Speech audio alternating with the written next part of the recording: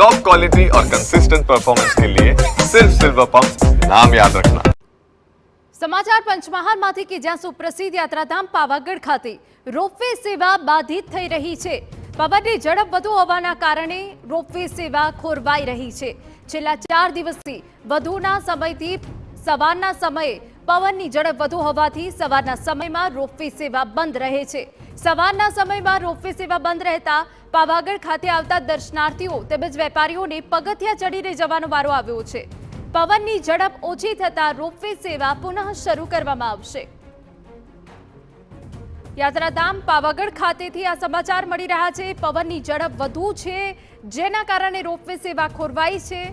આપને જણાવી દઈએ કે સવારના સમયમાં છેલ્લા 4 દિવસથી સવારના સમયમાં પવનની ઝડપ વધુ છે જેની અસર રોપવે પર પડી છે। રોપવે સેવા બંધ કરાઈ છે।